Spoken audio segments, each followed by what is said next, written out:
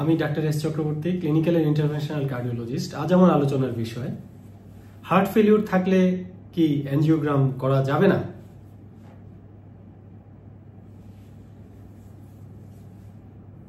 এটি একটি অত্যন্ত গুরুত্বপূর্ণ প্রশ্ন। আমরা জানি যে অধিকাংশ হার্ট অ্যাটাকের কারণ একটি মূল করোনারি ধমনীর গুরুতর ব্লক। সেই গুরুতর ব্লকটি আমরা যদি এনজিওপ্লাস্টির মাধ্যমে ওপেন করে দিয়ে রক্ত সরবরাহ আবার স্বাভাবিক করে দিতে পারি, তাহলে হার্ট অ্যাটাকের কারণে হৃৎপিণ্ডের যে ক্ষতি হচ্ছিল সেই ক্ষতিটা বন্ধ করা যাবে, ক্ষতির কারণটাকে বন্ধ করা যাবে। তখন হৃৎপিণ্ডের সুস্থ হয়ে উঠতে অনেকটা হৃৎপিণ্ডকে সাহায্য করা হবে এই এনজিওপ্লাস্টির মাধ্যমে।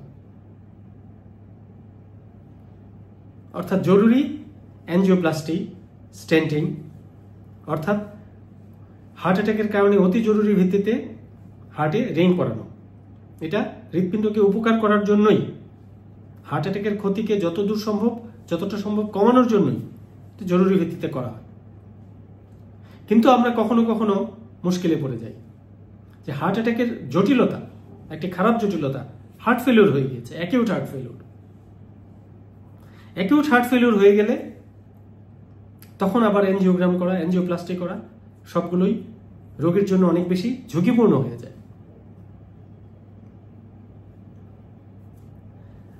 আমরা জানি যে এনজিওগ্রাম, এনজিওপ্লাস্টি এই প্রসিডিউরগুলো করার জন্য রোগীকে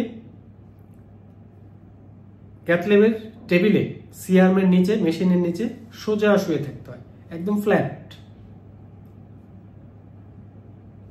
আর যখন হার্ট ফেলিউর ডেভেলপ করে যায় তখন কিন্তু রোগী ফ্ল্যাট শুয়ে থাকতে পারে না। ফ্ল্যাট শুয়ে থাকলে, চিত হয়ে সোজা শুয়ে থাকলে শ্বাসকষ্ট বেশি হয়। তখন রোগীর মাথার দিকটা উঁচু করে রাখতে হয়। মাথার দিকটা উঁচু করে রাখলে এই পালমোনারি ইডিমার ইফেক্টটা কম হয়, তখন শ্বাসকষ্টটা একটু কম হয়, দেখবেন রোগীর স্যাচুরেশনটা ভালো থাকে। এই জন্য হার্ট ফেলিউরের একটা চিকিৎসাই হলো রোগীর মাথার দিকটা এইভাবে উঁচু করে রাখা।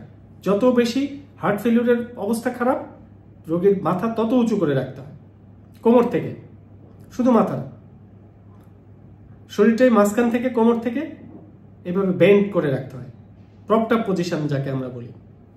খুব বেশি মারাত্মক হার্ট ফেলিউর হয়ে গেলে এইভাবে রাখতে হয়।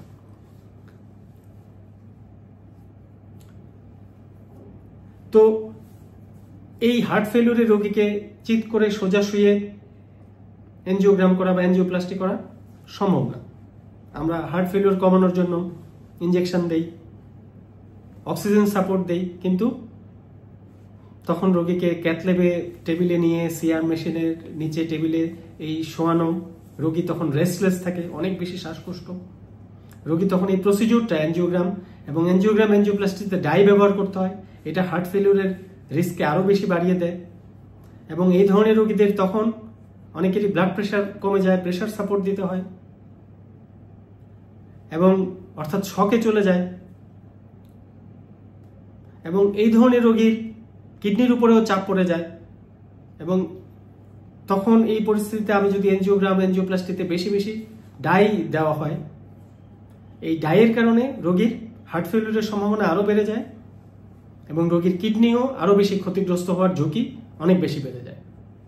এই জন্যই যে ইতিমধ্যে হার্ট ফেলিউর হয়ে গেছে, একটা অ্যাকিউট হার্ট ফেলিউর অবস্থা ভালো না, তখন কিন্তু রোগীকে সেই মুহূর্তে এনজিওগ্রাম করে এনজিওপ্লাস্টি করাটা অনেক বেশি ঝুঁকিপূর্ণ হয়ে যায়। আমাদের টোটাল রিস্ক বেনিফিট রেশিও চিন্তা করতে হয়, যে করলে কতটুকু উপকার হবে, আবার করলে কতখানি ক্ষতির সম্ভাবনা আছে। সেই জন্য হার্ট ফেলিউর হয়ে গেলে, অ্যাকিউট হার্ট ফেলিউর হয়ে গেলে রোগীকে সেই অবস্থায় অধিকাংশ ক্ষেত্রে এনজিওগ্রাম, এনজিওপ্লাস্টিতে নেওয়া সম্ভব হয় না। হ্যাঁ, কখনো কখনো একদম করা যাবে না তা না, আবার রোগীর এই ব্লকটা না খুলে দেওয়ার কারণে এটাই রোগীর মৃত্যুর কারণ হয়ে যাচ্ছে। রোগীর ইসিজিতে ঘন ঘন ডাইনামিক চেঞ্জ হচ্ছে, রোগীর প্রচন্ড বুকে ব্যথা হচ্ছে, বিভিন্ন রকমের অ্যারিথমিয়া হচ্ছে। তখন অনেক সময় হার্ট ফেলিউরের মধ্যে এমনকি প্রয়োজনীয় রোগীকে লাইফ সাপোর্ট মেশিন, অর্থাৎ কৃত্রিম শ্বাস প্রশ্বাসের যে মেশিন, ভেন্টিলেটর মেশিনের সাপোর্ট দিয়ে তখন রোগীকে অ্যানেস্থেশিয়ার মতো, জেনারেল অ্যানেস্থেশিয়াতে যেমন রোগী সম্পূর্ণ অজ্ঞান থাকে, মেশিনের মাধ্যমে শ্বাস প্রশ্বাস চলে, সেরকম সাপোর্ট দিয়ে তখন রোগী সম্পূর্ণ অজ্ঞান। এটা হলো মারাত্মক অবস্থায়, রোগীর কন্ডিশন খুবই খারাপ। আমি যদি এনজিওপ্লাস্টি এই ব্লকটা ওপেন না করে দেই তাহলে রোগীর বাঁচার সম্ভাবনা খুবই কম। তখন এই হার্ট ফেলিউরের মধ্যে প্রয়োজনে ভেন্টিলেটর সাপোর্ট দিয়ে রোগীকে ক্যাথল্যাবে নিয়ে জরুরি ভিত্তিতে এনজিওগ্রাম করে এনজিওপ্লাস্টি করতে হয়, অর্থাৎ ব্লকটি ওপেন করে দেওয়ার জন্য সর্বাত্মক চেষ্টা করতে হয়। তো সেই ক্ষেত্রেও রোগীকে কাউন্সেলিং করে নিতে হয় যে এই রোগী মারাত্মক খারাপ পজিশনে আছে, আমরা একটা চেষ্টা করে দেখব রোগীকে বাঁচানোর জন্য। অনেকটা ঝুঁকি নিতে হবে, কিডনির উপর চাপ পড়তে পারে, ক্রিয়েটিনিন বেড়ে যেতে পারে, এমনকি ডায়ালিসিসেরও প্রয়োজন হতে পারে সাময়িকভাবে। এমনকি প্রসিডিউর করার সময় টেবিলে রোগী আমাদের এই সম্পূর্ণ প্রসিডিউরটি শেষ করা পর্যন্ত আমরা সুযোগ নাও পেতে পারি, রোগী মারাও যেতে পারে। এরকম একটা ভয়ানক সিচুয়েশনে তখন কাজ করতে হয়, কারণ রোগী চলেই যাচ্ছে, রোগী মারাই যাচ্ছে, রোগীকে বাঁচানোর জন্য শেষ চেষ্টাটা করে দেখা।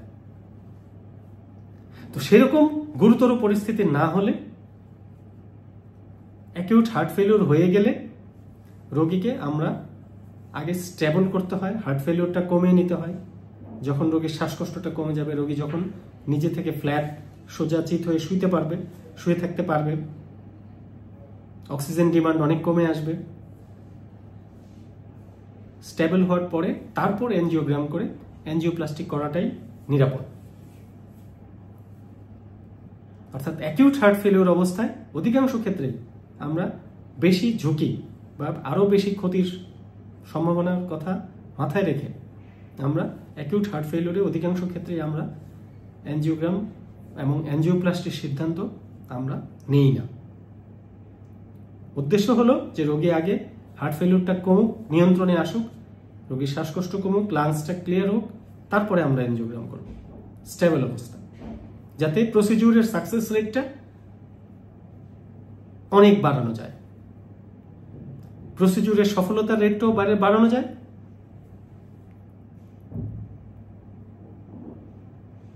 এবং আমাদের দেশের বাস্তবতায় যে একটা প্রসিডিউরও করা হলো, প্রসিডিউরের অ্যাটেম্প নেওয়া হলো, তারপরে আবার রোগীর কন্ডিশনও খারাপ হয়ে গেল, এটা আমাদের দেশের বাস্তবতায় অনেক সময় রোগীর স্বজনেরা কোনোভাবেই মেনে নিতে পারে না। অথচ এই হার্ট অ্যাটাকের চিকিৎসার এই টোটাল প্রক্রিয়াটাই সব সময়ই ঝুঁকিপূর্ণ, যে কোনো মুহূর্তে অ্যাক্সিডেন্ট হতে পারে।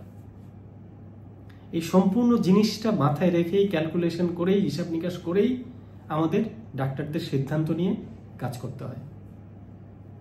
উদ্দেশ্য রোগী যেন সুস্থ হয়ে বাড়ি যেতে পারে, রোগী যেন উপকৃত হয়, এবং আমরা যে প্রসিডিউরটা করব সেটাও যেন সফল হয়, তাতেও যেন রোগীর উপকার হয়। সবাই ভালো থাকবেন, সুস্থ থাকবেন। ধন্যবাদ সবাইকে।